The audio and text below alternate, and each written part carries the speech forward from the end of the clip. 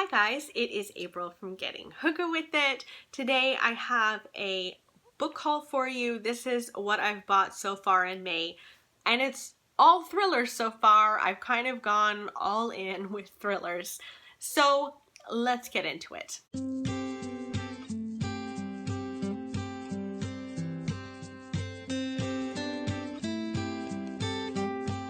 So first, I wanted to share with you the thrillers that I got from publishers.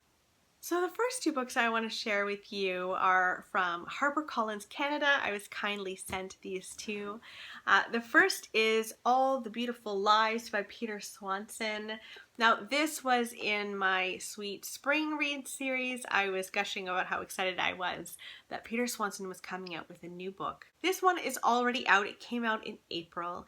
And in this book we're following our main character named Harry. Harry is a college student, and just before he's about to graduate, his stepmother, Alice, calls him and says, "Harry, your father died." He's devastated.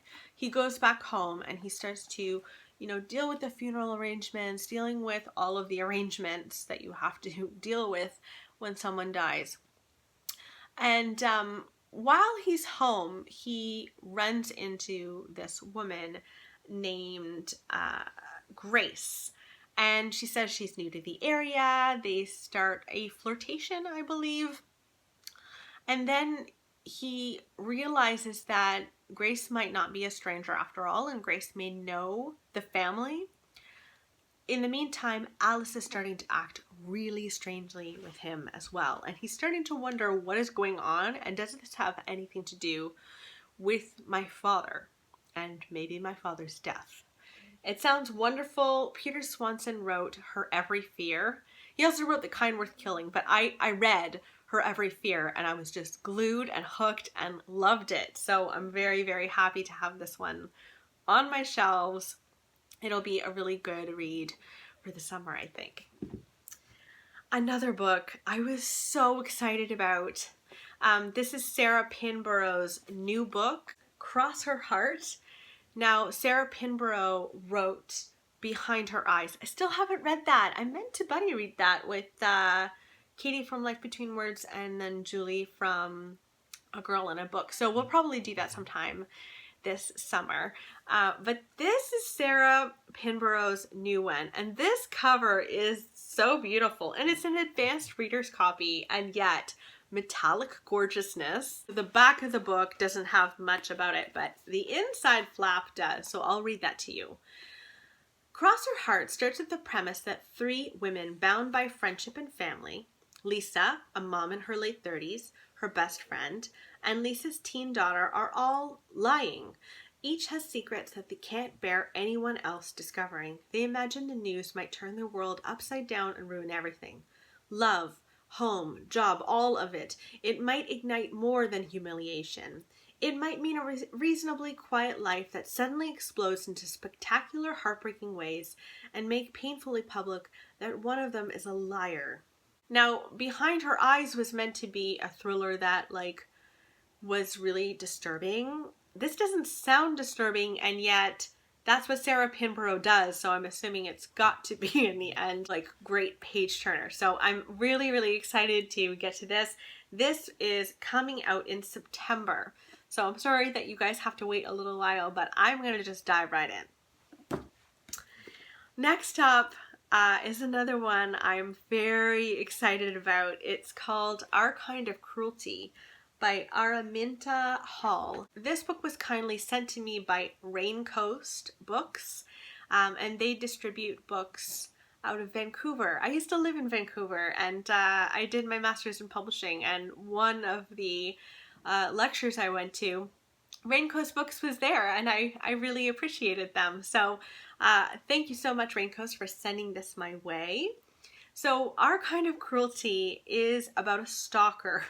It sounds so disturbing. If you liked You, I liked You by Carolyn Kepnes, and this has got so many You qualities, but maybe even more disturbing.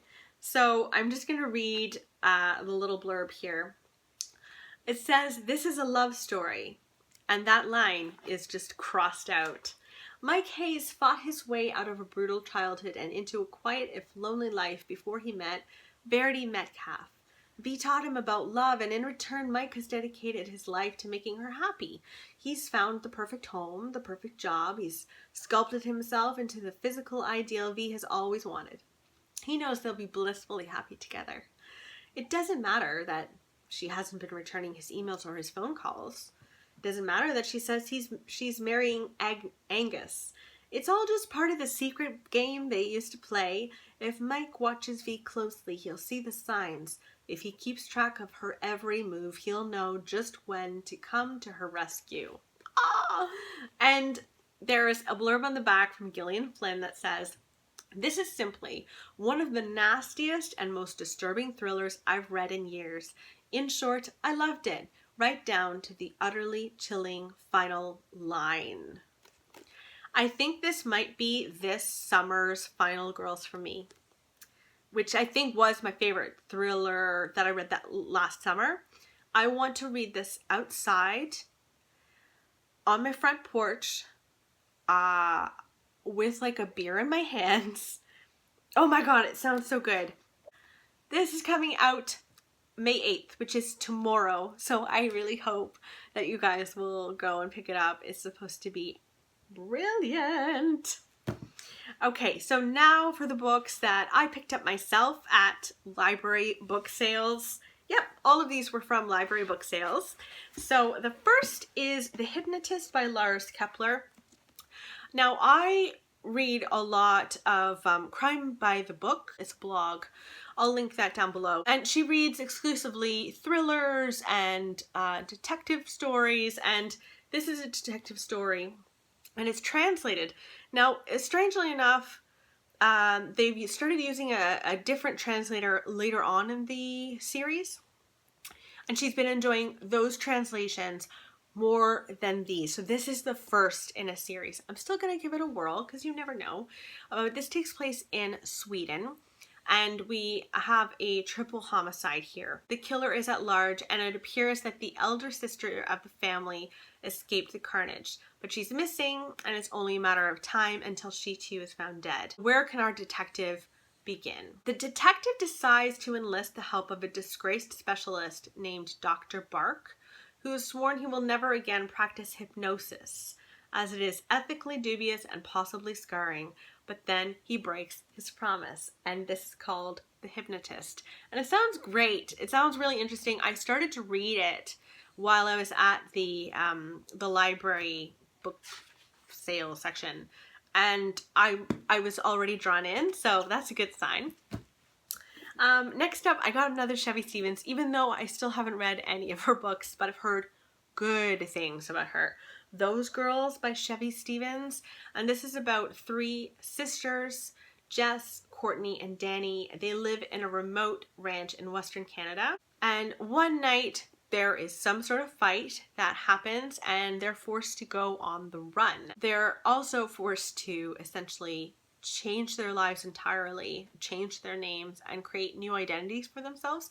And then 18 years later, they're still trying to forget what happened that summer.